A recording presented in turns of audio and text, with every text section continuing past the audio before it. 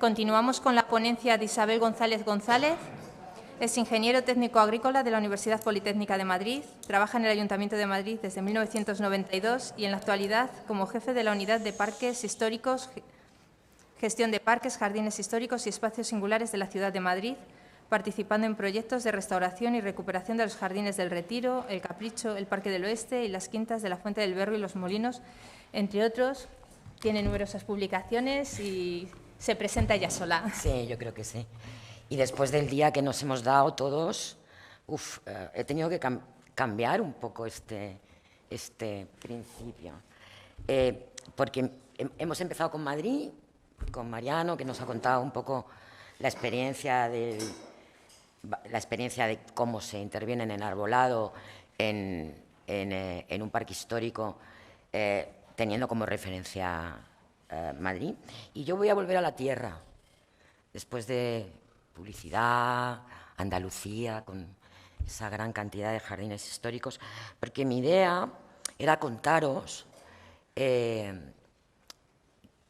a lo largo de mi vida profesional, que lleva siendo muy larga, relacionado con los jardines históricos, el desarrollo de la gestión de lo que llamamos las quintas, ¿vale? El Ayuntamiento de Madrid, todos lo conocéis, es una ciudad inmensa, con muchísima gente, con muchísimas casuísticas, con zonas verdes para aburrir, es una ciudad verde por excelencia, aunque todo el mundo crea que no, es un gran espacio con zonas verdes, y entre ellos tiene un gran número de jardines históricos, y además un gran número de jardines históricos colocados en todos los momentos, estadios y protecciones. Después de todo el día que hemos pasado, está claro que tenemos una asignatura pendiente, que es catalogar, identificar jardines históricos. En todas las comunidades autónomas, en todas las ciudades, en todos los municipios de este país, porque está olvidado.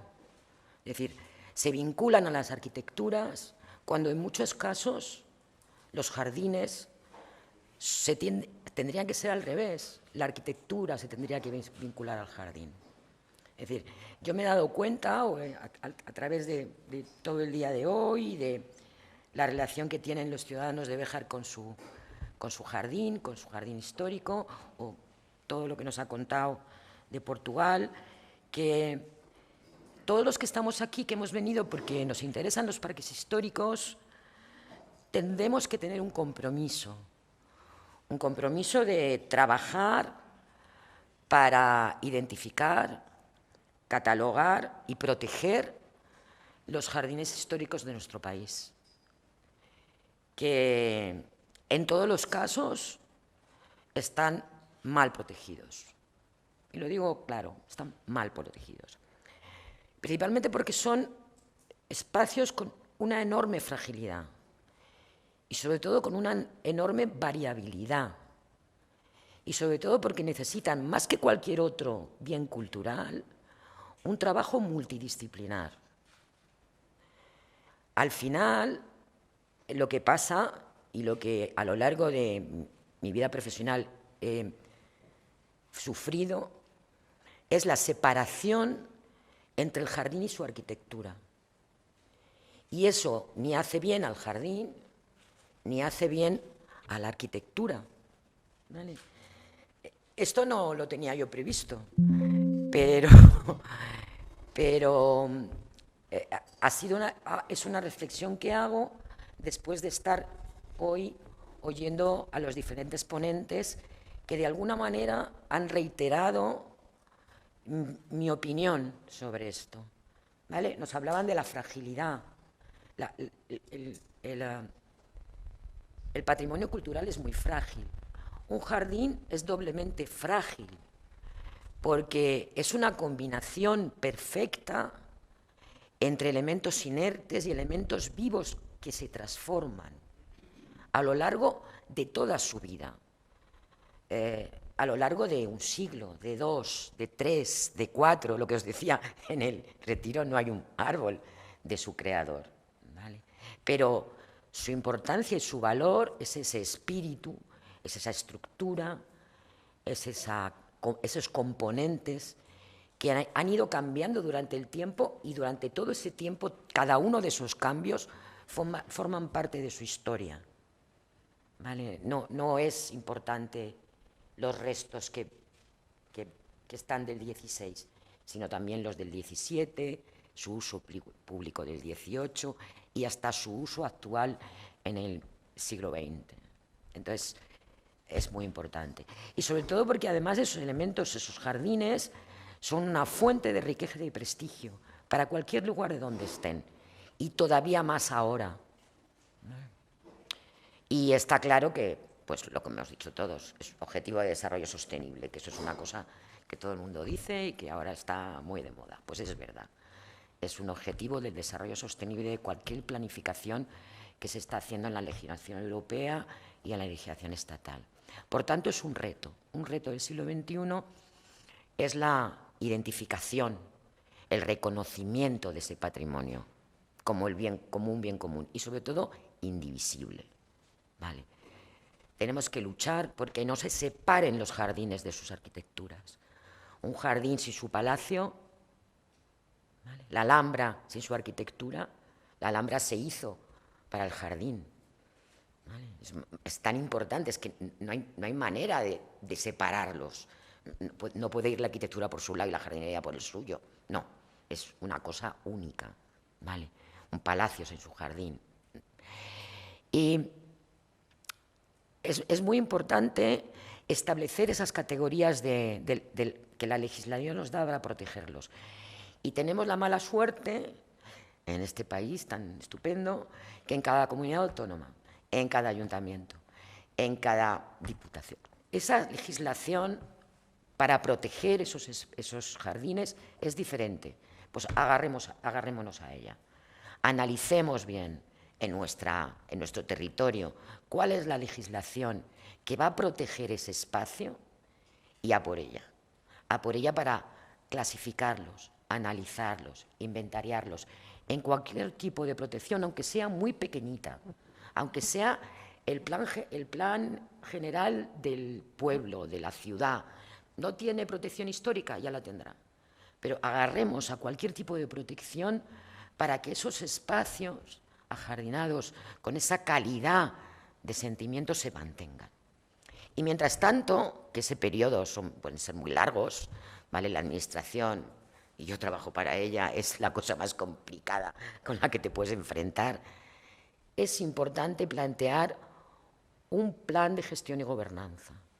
Es decir, los procesos de catalogación, los procesos de protección, los proyectos de rehabilitación, de recreación, de restauración, son muy largos en el tiempo. Mientras tanto, es importante conservar y mantener, con unos criterios específicos, con unos criterios de protección que el propio equipo que trabaje en ese jardín dé, que lo saquemos de cualquier tipo de documentación, pero mientras tanto mantengamos y conservemos. Es el mejor dinero gastado, mucho mejor que en una restauración. Primero conservemos y gestionemos. Siempre pasa, hay dinero para un jardinero, 6 meses al año, ya no hay más. No, eso es lo más importante. El vivir el jardín, el mantener el jardín, el realizar las labores de conservación y gestión, aunque sea con muy poco presupuesto, tienen que ser continuos, porque además van a ser una fuente de documentación in situ. Hay que saber qué pasa en el jardín durante el año. Un jardín no se puede intervenir si no has estado un año viviendo ese jardín. A mí me hace mucha gracia cuando salen proyectos de restauración y te viene una persona. No. Para intervenir en un jardín necesitas un año. Antes nos decía, creo que la conferenciante de Portugal, porque nos decían, el dinero. No. Los jardines necesitan dinero, pero no hace falta mucho dinero. Hace falta mucho conocimiento del espacio e ir despacio, porque estamos trabajando con la naturaleza. ¿Vale?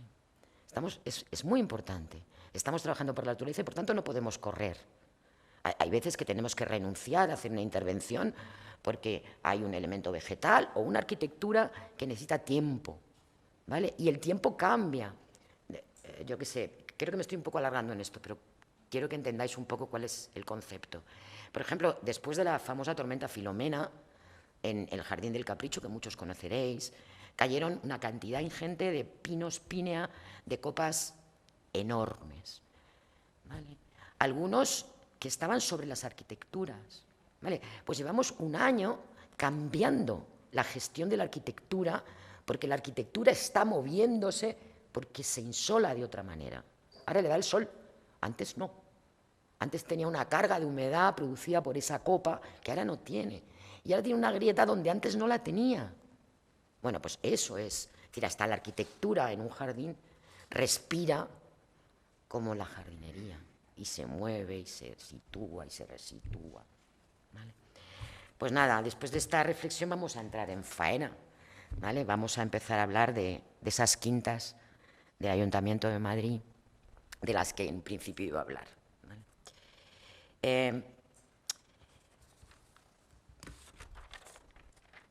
En Madrid, que ya os digo que es una ciudad muy verde, ahí veis ese plano de todo lo verde que hay en una ciudad tan grande.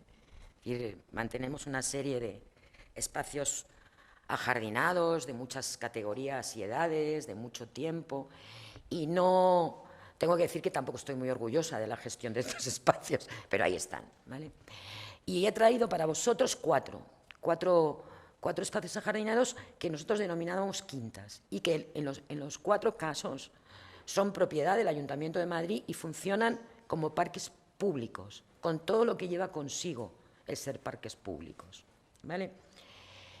Las quintas son... os voy a hacer una pequeña descripción de lo que quiere decir en la ciudad de Madrid una quinta.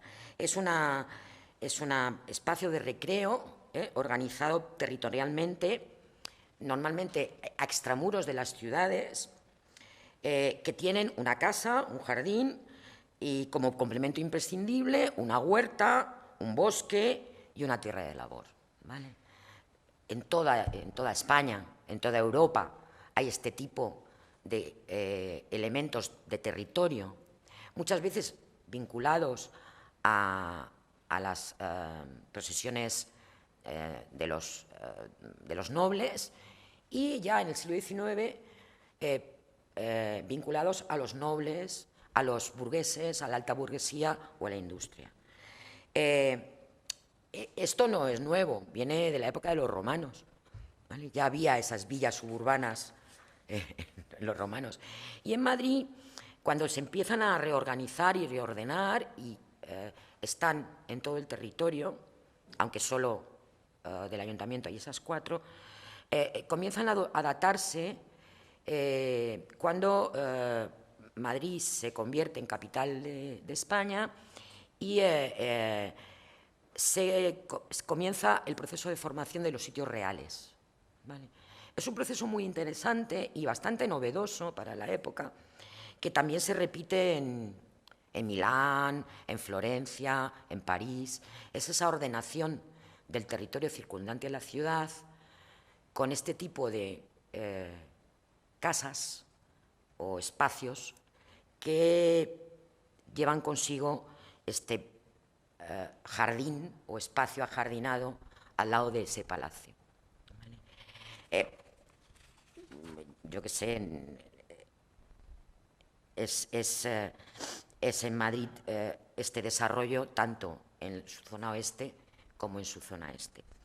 Pero igual que ya os digo que este tipo de villas suburbanas que en Madrid se llaman quintas o se denominan quintas, se desarrolla en toda Europa, en España tiene una característica fundamental, que está muy relacionada con el clima, ¿vale? Con la adaptación de esos espacios ajardinados a nuestro clima tan veraz, no, al contrario, tan complejo por su climatología. Por tanto, se realizan una serie de estas quintas, no solamente en Madrid, sino en en Toledo, en Segovia, en Granada, cada una con su tipología especial, pero en Madrid, con un clima bastante estepario y continental, siempre se desarrollan en zonas donde tenemos el recurso hídrico, porque sin él no podemos desarrollar un jardín. Siempre se ordenan del jardín ordenado y cultivado a la huerta, al bosque y al final al espacio de caza. Madrid es una ciudad siempre que fue muy famosa durante todos los siglos por su caza, ¿vale? Por eso vino el rey. Y luego está interrelacionado con 3 entramados de ingeniería, que son también fundamentales, que es el viario, el sistema de irrigación, el sistema hídrico, en todos sus componentes, desde la traída, el almacenamiento y luego el uso, y luego el elemento cultivado, el elemento vegetal, que puede ser jardín, que puede ser huerto, que puede ser bosque y que puede ser zona abierta de caza. Si lo transmitís aquí, casi es parecido, ¿vale? Encontráis la misma fisonomía. Y las quintas que os voy a presentar, primero os las voy a presentar por su orden de aparición y luego por un orden que he inventado yo y que está relacionada con la gestión. La primera que aparece en nuestros registros es la finca del Conde de Villamor, ahora finca de Vistalegre, perdonar, finca de Torrearias, me estoy corriendo, en el Camino de Alcalá. Es decir, principalmente las quintas se desarrollan o en el borde del Manzanares junto a los sitios reales o justamente al otro lado, esto es el oeste, juntamente al otro lado, al este, en el entorno de Canillejas, porque era una zona de gran cantidad de agua. Tenía muchas fuentes, unos grandes arroyos, un sistema hídrico muy importante. Entonces, realmente las quintas se desarrollan ahí. Luego al sur, en Carabanchel, también porque hay un lugar con mucha agua, que es la finca de Vistalegre que os he dicho antes, pero esa no es municipal. Esta primera finca del Conde de Villamor es la última que ha llegado a propiedad del ayuntamiento y es la que está más relacionada con la agricultura. Luego os contaré un poco su historia, ¿vale? Pero imaginaros que era una finca noble, de mayorazgo, quiere decir un regalo del rey a un conde, y que la rodea de tapias, la convierte en quinta y tiene un gran peso agrícola. Es decir, que su parte de jardín solo acompaña al edificio inicial, ¿vale? Y está en ese camino de Alcalá que llega hasta Alcalá de Henares, ¿vale? La siguiente en aparición en la historia es la Fuente del Berro, pero no aparece como tal. Es una pequeña finca cercana a la última tapia de Madrid, la que ahora forma la M30. Antes había una tapia de mampostería y ahora hay una tapia de carriles de coches, ¿vale? Que bebía de los restos del agua de la Fuente del Berro. La Fuente del Berro era un manantial natural que había es la que está más cerca del Retiro. El Retiro lo veis en el medio de Madrid, ¿no? Bueno, pues el Redondel Rojo es la que está más cerca, ¿vale? La Fuente del Berro es de las quintas la más pequeña, la que tiene más pequeña superficie, y fue desde el siglo XVI hasta el siglo XX, hasta finales del siglo XIX, siglo XX, fue pasando por muchísimos propietarios, huerto y jardín de duques, condes, organizaciones religiosas, aprovechando el agua de la Fuente del Berro que estaba fuera de las tapias, porque era propiedad real. De ese agua bebían los reyes en todos los palacios que tenían alrededor de Madrid. La siguiente en aparecer, de estas 4 quintas de las que vamos a hablar, es la Alameda, la famosa Alameda. A finales del siglo XVIII comienzan en España estas nuevas teorías fisiocráticas que venían a recordarnos el retorno a la naturaleza y que ese retorno a la naturaleza era el origen de la riqueza y del progreso. Y doña Josefa la duquesa de Osuna, consorte, crea y recrea en una posesión que tiene en el Camino de Alcalá un jardín tipológico del estilo vamos a llamarlo bien, del estilo pintoresco, ¿vale?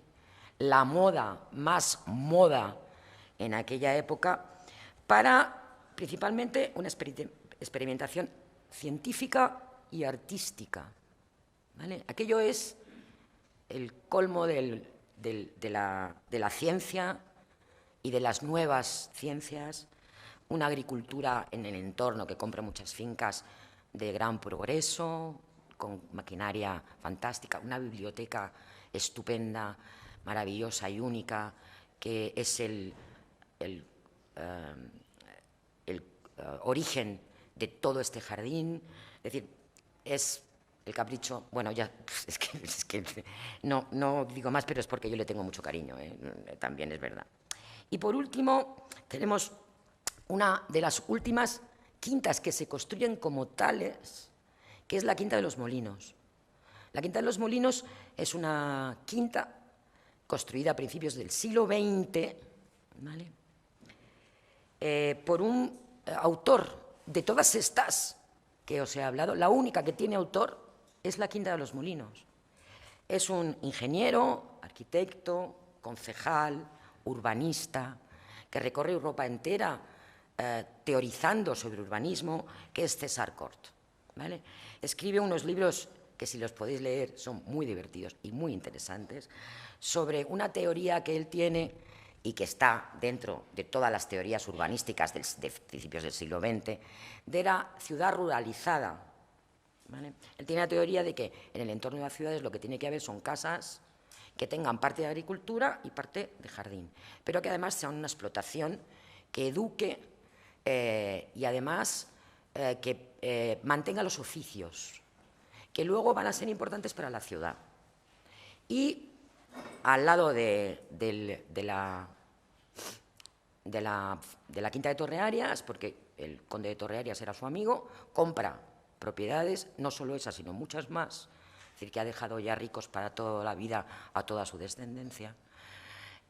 Compra una finca y pone en valor y en vigor esas teorías de agricultura ciudadana que él quiere. Él era alicantino y, por tanto, lo que hace es recrear una finca de Alicante con toda esa estructura del riego árabe transformado por el Mediterráneo, con una serie de muros con jalbergados en blanco, con sus albardillas de ladrillo, y dividido en dos zonas, una zona totalmente agrícola de secano y una zona de huerto y jardín, ¿vale? Buscando todas esas historias que antes, basando en todas estas historias que hemos hablado de las quintas suburbanas, pues era un ejemplo de una quinta suburbana, pero ya en la modernidad. Con una arquitectura muy racionalista, tiene una arquitectura increíble, tanto el palacio como los elementos arquitectónicos. Hay una pista de tenis de hierba preciosa, que ahora la veremos en una foto. Es decir, que es un espacio verdaderamente interesante en este aspecto. Todas ellas han seguido procesos de intervención diferentes, calificaciones diferentes, intervenciones diferentes. Es decir, ninguna de ellas llevadas, siendo todas del Ayuntamiento de Madrid y llevadas por el mismo equipo, se han trabajado de igual manera, ¿vale? Porque es importante que sepáis que nada es como ponen los papeles y la vida del jardín sigue. Por eso la importancia de estos planes de gestión y gobernanza. La vida del jardín no se para nunca y, por tanto, hay que gestionar, gobernar, mantener, conservar, con unos criterios específicos, ¿vale? Pero hay que hacerlo así. Se creó en el año 92 la Unidad de Parques Históricos en el Ayuntamiento de Madrid, ¿vale? Y ahí se plantean esos criterios generales de intervención, para que luego podamos intervenir cada uno de los espacios de una manera particular, ¿vale? Esta es la Fuente del Berro, es la primera de nuestras quintas. Os he traído tres planitos de desarrollo, y en este caso sí que hay un punto y seguido.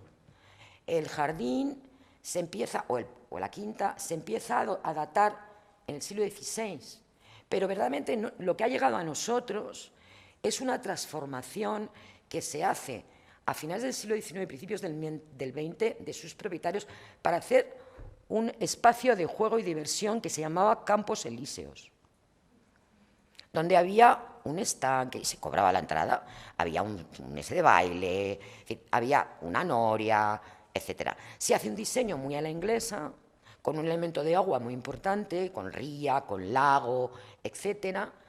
Y aunque no tiene mucho éxito, queda ese diseño y es el diseño que ha llegado hasta nosotros. ¿Vale? Verdaderamente lo que tenemos es ese diseño. Después de esta vicisitud que fue fallida, compran el jardín una familia holandesa que se llamaban los Van Hagen. La señora Van Hagen es paisajista y trabaja para toda la nobleza española, incluso para el rey. Y tiene una tienda de tulipanes y produce tulipanes en la Quinta. Y es muy famosa. Salen todas las revistas del blanco y negro y del tal. Aparece la señora Van Hagen. Con lo que el jardín durante todas las dos primeras décadas del siglo XX fue un jardín de un gran esplendor. ¿Vale? Los Van Hagen se van de España con la guerra civil y la finca queda un poco abandonada, pero no sabemos por qué, porque todavía no lo hemos investigado. Se hace su declaración como Jardín Vic lo pone ahí, ¿verdad? En el 46. ¿Vale? Todavía no sabemos por qué razón. Realmente es un jardín interesantísimo. Está colocado en una ladera, tiene un elemento de agua, tenía un elemento de agua con un gran lago, con unos puentes que han desaparecido, y un pequeño jardín neoandaluz de inspiración de Forestier. Tenía pequeños detalles bastante interesantes y todavía no sabemos por qué razón se declara Jardín Histórico Vic en el 46. Y en el 48 el ayuntamiento lo compra para utilizar el palacete, la casa, para el Museo de Arqueología Municipal, que nunca se inaugura. Se vacía, se hace almacén, se llena de huesos y de restos, y ahí se queda. Y el jardín se va transformando poco a poco como parque público del barrio, de un barrio, como es el barrio de Salamanca, con una densidad de población enorme y con muy pocas zonas verdes. Se abre por su parte sur, se amplía con es decir, se realizan transformaciones que dejan muy poca huella de su historia y de ese carácter de jardín histórico que se declara en el 46. Casi no queda nada, los caminos estaban asfaltados. Se separa el jardín de la arquitectura totalmente. Ya con la obra de la M30 desaparece el lago, el gran lago que cerraba el jardín. Ahora tiene 7,4 hectáreas y tuvo unas 3 hectáreas más. ¿Vale? Esa pequeña panza es la que se come la M30. ¿Vale? Entonces, la transformación del jardín es muy alta, pero si os dais cuenta en esas fotografías y también desde el plano de 1900, el trazado del jardín permanece. ¿Ves? Es un trazado de estos tipológicos de los jardines ingleses del 19, esos redondelitos, elipses que se cruzan unas a las otras. ¿Vale? Principalmente cuando ya entró en la unidad de parques históricos y empezamos a trabajar con él como un jardín histórico, la primera intervención que se hizo fue tapiarlo.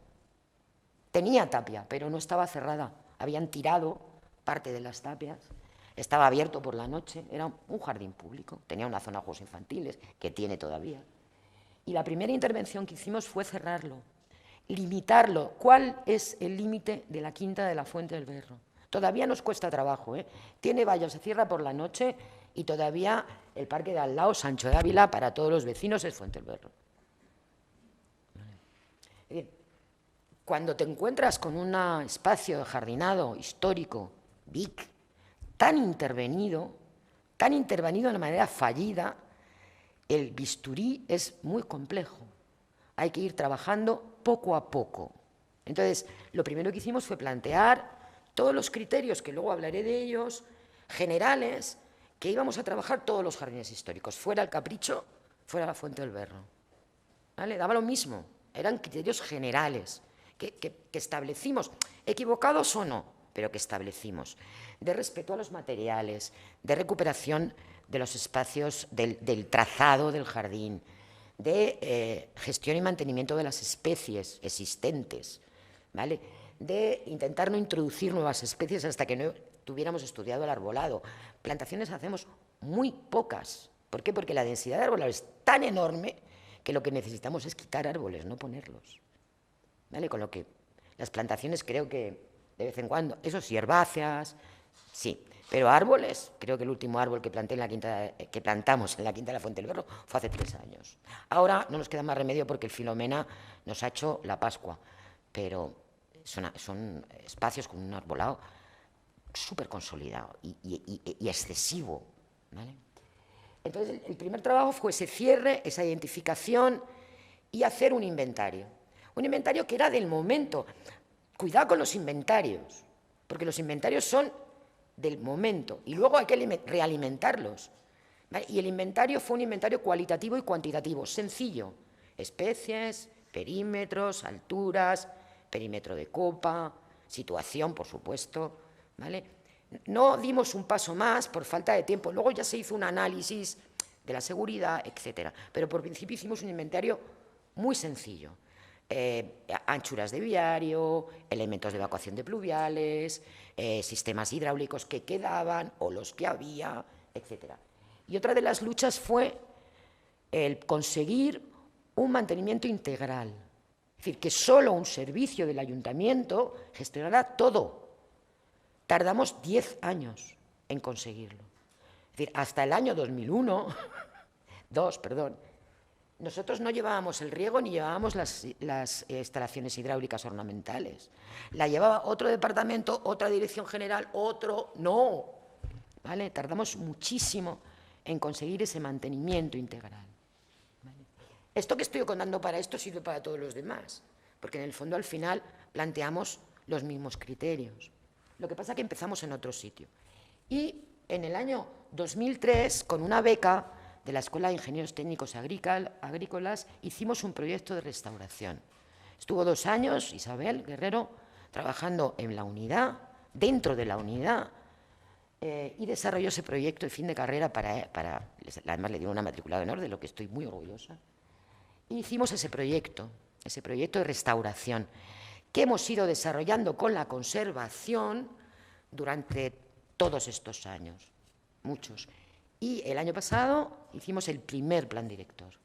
Tal vez ese plan director se tuvo que hacer al principio, ¿vale? Pero las circunstancias, lo importante es gestionar y tener claro cuáles son los criterios que yo puedo intervenir y dónde no.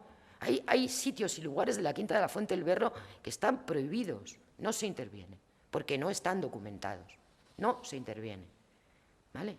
Pero sí se mantiene, sí se conserva, sí se hacen las labores de conservación y mantenimiento que se deben hacer, ¿vale? ¿Cuál es la limitación de este jardín? Su uso público. Sigue siendo un parque público, aunque lo cerráramos por las noches. Hay 4 colegios que hacen gimnasia todos los días, que hacen deporte, que sus profesores vienen. Los perros, bueno, no os podéis ni imaginar, porque como está cerrado, a los dueños de los perros les chifla. ¿Cómo? No podemos. Tenemos pavos reales, y los pavos reales se salen a la calle, porque no aguantan a los perros de dentro, ¿vale? Y los vecinos los crían en las casas de alrededor. Hay unas casitas pequeñas, entonces los vecinos los crían. Es decir, es un espacio absolutamente de ese territorio, de ese pequeño territorio de Fuente del Berro. Y seguimos trabajando poco a poco para intentar eliminar usos indeseables. Ahora estamos en la lucha contra el perro, contra la mascota, perdón. No puede ser. Entonces, los compañeros de la zona de al lado han hecho una zona de perros en libertad para que podamos, y poco a poco intentamos convencer al usuario de que por favor no deje suelto el perro en el jardín de la quinta porque es histórico. Pero en ningún caso, y ni siquiera la Comunidad de Madrid, que es la que lleva el catálogo de parques históricos, sabe que la Fuente del Berro es BIC, ¿vale? En serio os lo digo. Es decir, les dices, a ver, ¿cuántos son BIC en tu catálogo? El Retiro, el Capricho. Pero la Fuente del Berro es que no saben ni que existe. ¿Vale? Os cuento todas estas cosas para que sepáis un poco que las cosas no son tan fáciles. Y el desarrollo del trabajo, ¿vale?, tiene muchos altibajos. Lo que sí que tenemos que tener claro son los objetivos. Y llegarán. Y además, a los jardines tampoco les pasa nada, porque el trabajo sea lento, ¿vale? Ahí tenéis, os he seleccionado algunas fotos de la Fuente del Berro, que si vais a Madrid ir a verla, porque es una preciosidad. Tiene unos ejemplares de árbol, un ginkgo biloba, que es una maravilla de tamaño, un cedro del Atlas, esos dos catalogados por la Comunidad de Madrid, que es excepcional. Bueno, tiene una serie de árboles. Es un jardín de paisaje con estos caminos circulares, de los que estamos muy orgullosos porque no se hacen escorrentías, son de terrizo, ¿vale? Y tienen pendientes, ¿vale? Pero hemos buscado una técnica muy especial con un elemento diseñado para recogida de agua, están muy abombados, pero que estamos muy orgullosos de haber llegado una preciosa rosaleda, que tiene pequeños detalles que estaban y que hemos ido comprando, y últimamente la restauración de la ría o la recuperación de la ría, que es cursi, como un repollo con un lazo amarillo, pero que nos ha quedado monísima, estamos encantados. Muy cursi porque tiene muchas rocallitas, pero es que es así, es que la Fuente del Berro es así, es muy cursi, ¿vale? Pero bueno, es un jardín precioso. El siguiente en la lista es la Quinta de los Molinos, esta que os decía del siglo XX, y la he cambiado de sitio porque tanto la Quinta de los Molinos como el Capricho tienen un proceso de intervención totalmente diferente. Igual que la Quinta de Fuente del Berro entra en la unidad de parques históricos ya con su uso consolidadísimo, ¿vale?, totalmente consolidado como parque público, sin ningún tipo de dudas, parque de barrio, la Quinta y el Capricho entran en la unidad de parques históricos como parques históricos. La Quinta no es BIC, la Quinta de los Molinos. La Quinta es jardín histórico por el Plan General de Ordenación Urbana de Madrid, pero no es BIC. Hemos hecho el expediente de BIC. Rezar, por favor, a todos vuestros dioses para que nos lo acepten, ¿vale? Realmente es una pieza preciosa, interesantísima, pero esta sí tiene un proceso diferente. Esta finca se compra en los años 80, bueno, se permuta, cuando muere César Cort, el dinero que tiene que pagar la familia por el territorio es tan enorme que al final hacen una permuta, cortan la finca para poderla edificar y el ayuntamiento la adquiere, ¿vale? Y en el año 1986 se inicia un proceso de documentación, investigación y puesta en valor que realiza una escuela-taller. Todos conocéis los procesos de la escuela-taller. Y en este caso, en la Quinta de los Molinos, se pone en marcha una escuela-taller que hace un proceso de documentación histórica, documentación, catalogación, inventariación de territorio, recopilación de documentación y un plan director, el primer plan director, en el año 87. Cuando la escuela-taller desaparece, en el año 93, la finca Quinta de los Molinos, que hasta ese momento es parque público, también abierto al público de una manera indiscriminada, pasa a ser de la unidad de parques históricos. ¿Y qué es lo primero que hacemos? Cerrarlo por la noche. Cambiar el horario, terminar de cerrar todas sus tapias y que tenga un horario solo en horario de mañana. Cada parque de estos tiene un horario diferente que está muy relacionado con los usos. En este caso, como conecta el metro, la parte urbana con la parte de oficinas, abrimos a las 6:30 de la mañana. que es cuando llega el metro, el primer metro, para que la gente pueda atravesar, ¿vale? Y cerramos pues a las 10. Y en cambio, Fuentealberro cerramos a las 12, en verano, en invierno más pronto, ¿vale? Bueno, eso lo veis en las páginas web, que es muy fácil, ¿vale? En este caso, la finca empieza a construirse en la década de los 20, ¿vale? En la década de los 20, con esa estructura tan particular de jardín, huerta y cultivo de almendros. Con lo que el espectáculo de este jardín es, cuando llega febrero, 2.000 almendros en la calle Alcalá florecen en Madrid. No os podéis ni imaginar. Son masas y masas y masas de madrileños y extranjeros que vienen a ver los almendros. Muchas veces dicen cerezos, pero bueno, no nos da igual, son almendros, ¿vale? ¿Qué particularidad tiene esta finca? Que él promueve algo que ahora está muy de moda, el secano, absolutamente, y además lo dice en sus escritos, y lo ha dejado dicho en sus escritos, cultivo de secano, planta autóctona mediterránea y que no tenga riego, ¿vale? Y instala una red interesantísima que no está en funcionamiento, que la tenemos documentada pero sin funcionar, de canales y sistemas de riego y almacenamiento, depósitos de agua, depósitos que son ornamentales y también de jardineros, decorativos, y que están estratégicamente, y sobre esos una red de canales, de atarjeas, de canalizaciones, de sifones, que llevan el agua a toda la propiedad. Está documentado por la Escuela Taller, no está en funcionamiento, pero es un proyecto que tenemos de futuro.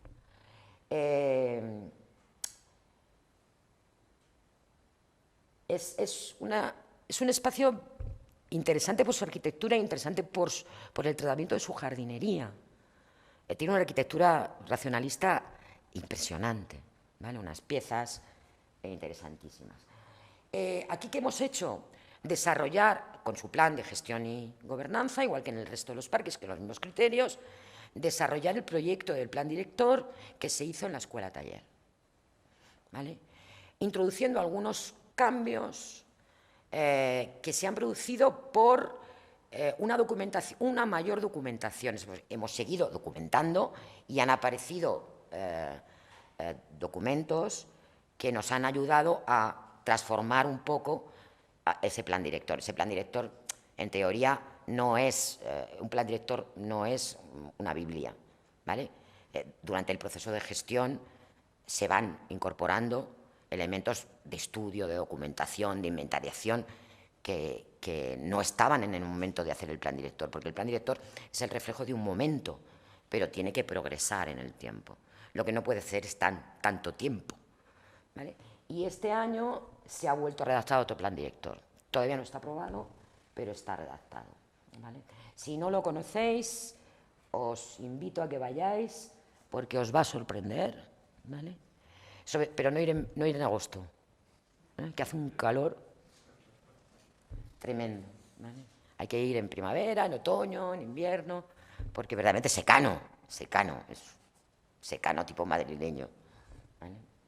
Bueno, ahí tenéis fotos muy interesantes del palacio, de los almendros en flor. Se llama la Quinta de los Molinos porque se trajo unos molinos de Estados Unidos, de esos como los del oeste. Y tenemos dos, había tres, tenemos dos, y había pozos artesanos con muchísima agua, ¿vale? Que ya no tienen agua porque se hizo la autovía de Barcelona y adiós, muy buena es el agua, ¿vale? ¿Qué hay que hacer? ¿Qué nos da como esto? Hay que proteger el territorio circundante de los jardines históricos, y no solo el territorio, sino su hidráulica, su geología, si verdaderamente queremos mantener esto. Esto pasó antes de que el ayuntamiento lo comprara, ¿no? Cuando ya lo compró el ayuntamiento ya no había agua en los pozos. Yo creo que fue una de las razones por la que lo vendió, que le costaba. Entonces ahí tenéis un lago, esos muros, esa pista de tenis, la entrada, que es realmente preciosa, ¿eh? Una entrada racionalista con estos colores, los rosas, los colores de los almendros, los dos rosas blancos del almendro. El palacio no es de parques y jardines, no es de nuestra gestión, es de cultura. Hay un centro cultural muy interesante, pero lo han pintado de marrón. Porque al arquitecto le gustaba el marrón y lo ha pintado de marrón. Pues nada, hay que aguantarse, no pasa nada. Pero no ha cambiado ni los huecos, no ha intervenido en lo fundamental del edificio. Bueno, luego tenemos, y ya creo que me queda poquísimo tiempo, ¿no? Voy a intentar correr. Me queda el Capricho y la Quinta de Torrearias. El Capricho, como os he dicho, es la joya de la corona de las quintas y de los jardines de Madrid. También por su proceso y por lo que ha llegado a nosotros. El verdadero valor del Capricho es que no sabemos por qué. Ha llegado un espacio con una arquitectura y una estructura casi que no es excesivamente rigurosa. No sabemos por qué, siempre ha estado ahí, cerrado por sus tapias y protegido por la restauración. A la vez, bueno, creo que lo sabéis, no voy a entrar mucho en la historia porque la tenéis en los papeles que os van a dar y está por ahí. He puesto algunos planos históricos para... el jardín se inicia a finales del 18, se finaliza a finales del 18, a muy finales del 18, ya casi está terminado, y parte de un proyecto de Botelou que solamente está en funcionamiento durante 3 años, y a partir de 3 años la duquesa se enfada con Botelou, o Botelou se enfada con la duquesa, no sabemos cuál fue el qué. Y ella ya coge las riendas del proyecto, empieza a contratar a determinados artistas, teatristas, jardineros, arquitectos, que van desarrollando sus ideas, las ideas de la duquesa. Ella es la que da la impronta al jardín y va haciéndolo por fases, pero a finales del 18 el jardín casi está completo por sus tapias, faltan por comprar muy pocos territorios y casi completo en sus arquitecturas y en el diseño de su paisaje.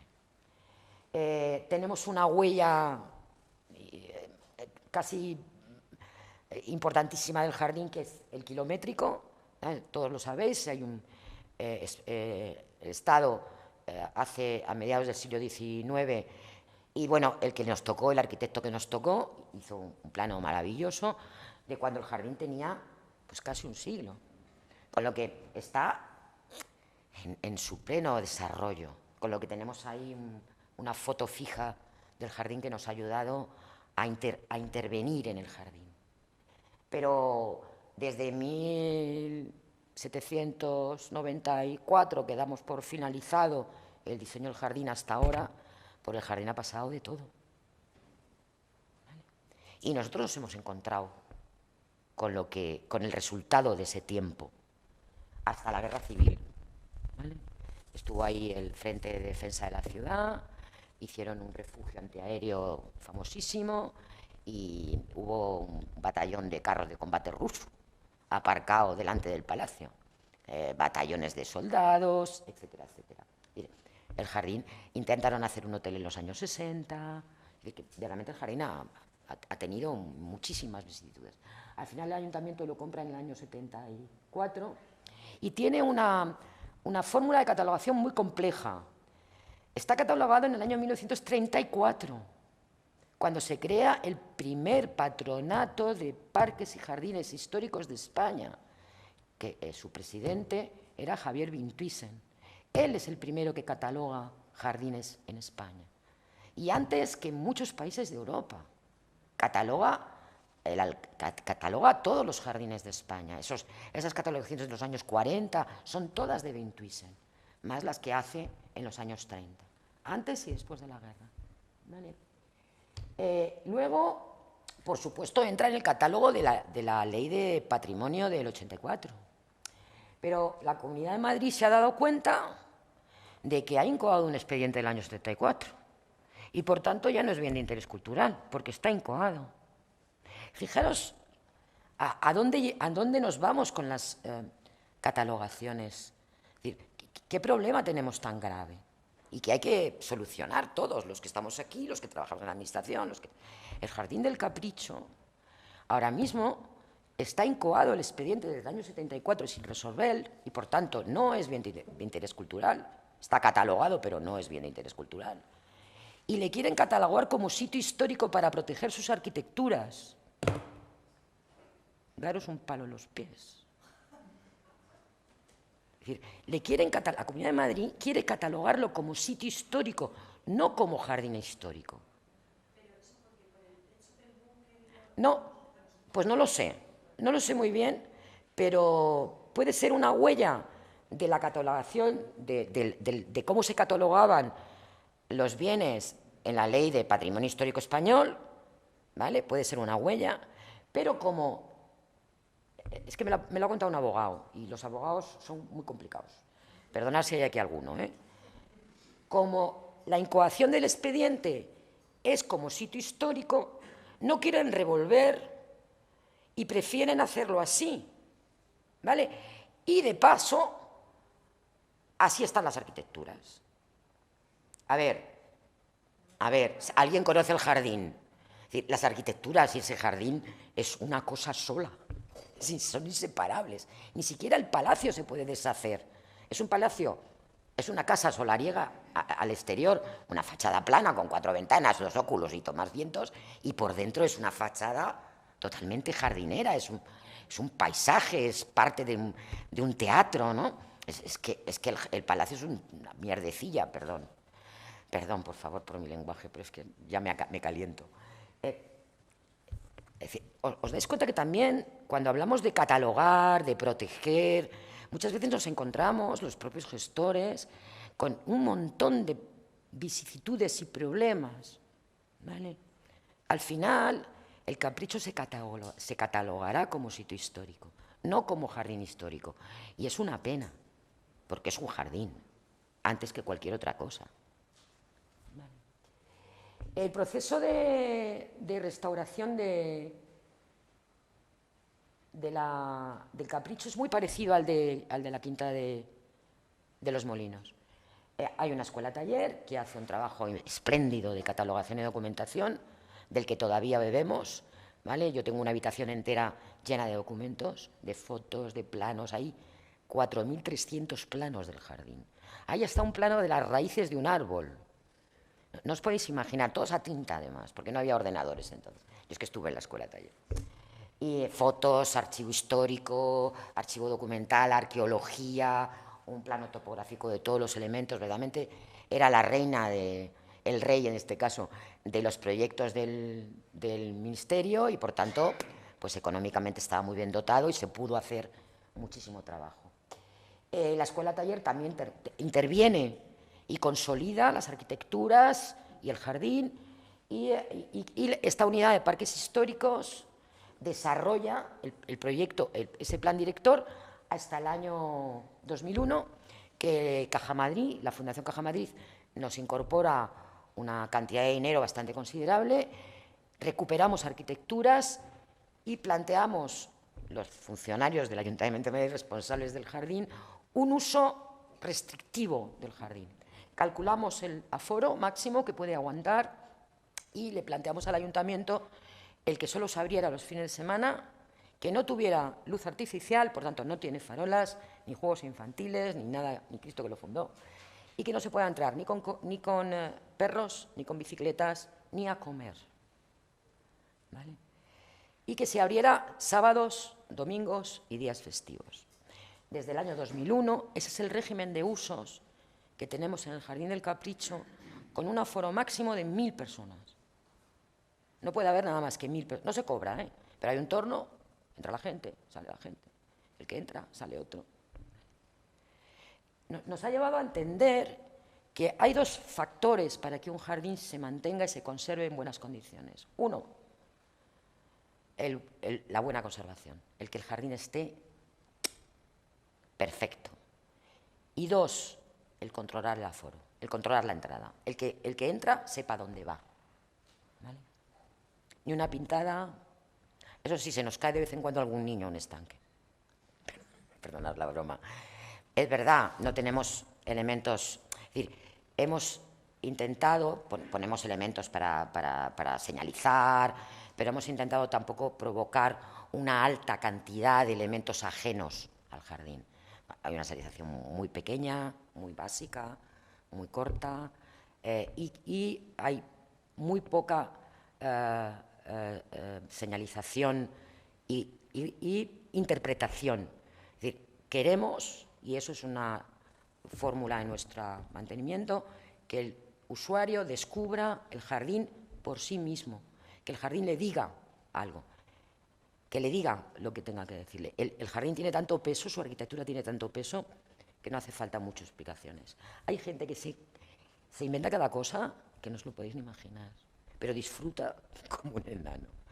A ver, es un jardín muy especial. Y por último, bueno, ahí tenéis alguna foto, creo que todos los conocéis. El laberinto ya no está, desaparecido, Filomena se lo ha cargado. Lo siento para las que no lo hayan visto, ya no lo van a poder ver. Lo hemos tenido que cortar a matarrasa, el selo entero. Eran 6.000 metros cuadrados de seto de laurel salsero de 2 metros por 2 metros. Es que se me abren las carnes solo de pensarlo. ¿Vale? Lloré, no os podéis imaginar cómo lloramos todos. ¿Vale? Y lo hemos tenido que... Pero bueno, os he traído una foto porque era una verdadera joya, una de las joyas del jardín. ¿Vale? Pero efectivamente tiene elementos de agua, de arquitectura, de composición jardinera. Es un jardín verdaderamente. Y este es el último, la Quinta de Torrearias, que está juntito a la Quinta de los Molinos, y que su propietaria, la duquesa Guzmán el Bueno, lo dona al ayuntamiento cuando ya en el año 80 y tantos, pero tiene su fruto hasta su muerte. Y se murió en el 2013, creo, 14. ¿Vale? Con lo que hace poquito que ha entrado a ser propiedad del ayuntamiento. Por tanto, lo que se hizo fue limpiarlo, limpiarlo, y abrirlo al público con una serie de zonas de control donde había peligro. Y está a la espera de su restauración. Se ha hecho, este sí que va por orden, se ha hecho un plan director y se ha hecho un proyecto de restauración. ¿Vale? Y ahí está. ¿Vale? Pero quiero darme prisa porque ahí tenéis algunas fotos de elementos muy puntuales. Realmente es un espacio muy interesante porque el último propietario lo convirtió en una finca agrícola bueno, súper top ten, ¿vale? Tenía ganado vacuno, tenía corderos, tenía ovejas, tenía caballos, una cuadra caballar impresionante, tenía gallinas y gallos de colecciones de razas españolas, una esta para criar perros, y todo, él tenía la obsesión de que la finca tenía que darle para sostener todo eso, alimentarlos, todo, ¿vale? Con lo que tiene un carácter agrícola brutal. Tenía extensiones y está en la calle Alcalá, en pleno Madrid.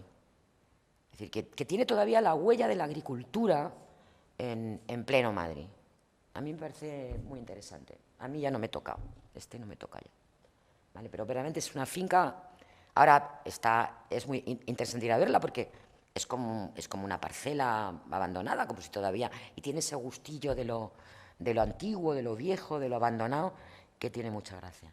Ahora lo están llevando los jardines municipales y tienen un huerto muy bonito y hacen pruebas. Y que, bueno, estamos ahí haciendo cosas divertidas hasta que lo restauren. También esto es una pica en Flandes. Muchas veces el uso, el espacio usado, tiene tanta importancia, o dejarlo con su dejadez, con su vejez y sin intervenir, ¿por qué no? ¿Vale? Esto ya es una reflexión de los años. Bueno, cuando nos planteamos intento terminar enseguida. Cuando nos planteamos en el 1992 esta sección de parques históricos, un grupo de técnicos jóvenes que acabamos de empezar, en este caso técnicas, porque éramos todas mujeres, sí que intentamos definir cuáles eran nuestros criterios de trabajo. Y lo hemos ido aprendiendo a lo largo del tiempo. No lo sabíamos entonces, pero hemos ido reflexionando para definir determinadas cosas que nos ayudaran a plantear nuestros programas de gestión y gobernanza.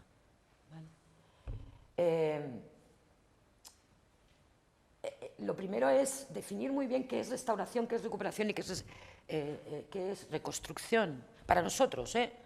No queremos definirlo para los demás, ¿vale? Para nosotros la restauración es la intervención compleja y absolutamente extraordinaria, que intenta recuperar el elemento, llevarlo a su elemento original, ¿vale? Y nos dábamos dos pautas, y nos la dimos para nosotros, de verdad que no lo toméis como una definición. El respetar el proceso constructivo, respetar y respetar los materiales, en todo lo que pudiéramos. Es decir, respetar el proceso constructivo, no levantar nada si no era absolutamente necesario, aunque estuviera torcido, daba igual. No levantar nada si verdaderamente tenía consolidado y no era peligroso. Hasta que no lo tuviéramos totalmente documentado, no levantar nada. Respetar los procesos constructivos y, si teníamos que hacerlos, repetirlos. Si hay mortero de cal, mortero de cal. Si el material es tal, si el ladrillo es... Es decir, procurar, y si con el tiempo se degrada, se conserva. Es decir, se cae un ladrillo porque bueno, se pone otra vez. Es decir, el trabajo de conservación y mantenimiento continuo, hace que el elemento no se vuelva obsoleto. Y si se vuelve obsoleto, se interviene. Se recupera. Ahora, con Filomena, el hielo ha descascarillado todos los ladrillos del fortín. Se han helarizado y se han roto. Pues recuperamos el ladrillo. Recuperación. Y reconstrucción es cuando nos lo inventamos. Cuando tenemos una referencia histórica, un plano, una foto, una documentación exhaustiva, hacemos arqueología y encontramos. O no encontramos, pero tenemos una huella, lo que nos han contado de Andalucía. Para nosotros eso es reconstrucción, reconstruimos, ¿vale? Entonces tenemos esos tres puntos. Y luego siempre nos pusimos en el objetivo hacer un plan director, que algunas veces hemos podido y otras no, con ese esquema que os darán y que no me voy a meter más tiempo porque si no, creo que no vemos el jardín. Y yo he hecho ahí una especie de esquema de trabajo para hacer estos planes de gestión y hay algo que sí que os quiero transmitir y que ha sido fruto de la experiencia. El encontrar en los jardines los conjuntos referenciales. ¿Eso qué quiere decir? Encontrar qué elementos del jardín, arquitectura, viario, son referencia y arbolado. El arbolado puede desaparecer, pero si yo tengo como conjunto referencial una alineación de marco pequeño, con altura de tanto metro, un seto, un camino, eso es mi conjunto referencial. Y eso nunca puede cambiar, aunque la especie cambie, aunque tarde 5 años en plantar todos los árboles de la misma especie, aunque ese conjunto referencial, que es el que le da calidad, lo hemos llamado así como lo podríamos haber llamado Pepe, ¿vale? Ese conjunto referencial que da calidad e identifica al espacio ajardinado con el que estamos trabajando, es el que tenemos que resaltar, identificar y tener metido en nuestra memoria, ¿vale? Y todo esto se hace en el largo del tiempo. Y no nos tenemos que olvidar nunca del uso, del equilibrio del uso, de los servicios, ¿vale? Y de que el equipo de intervención tiene que ser cualificado, multidisciplinar y continuo. Y ya por último, os he hecho una tablita, un pequeño esquema de las áreas de intervención que nosotros tenemos ahora mismo en los jardines históricos. Y aunque tengo mucho más que contaros, tengo que terminar aquí, porque si no, no vemos el jardín y me interesa bastante más. Gracias.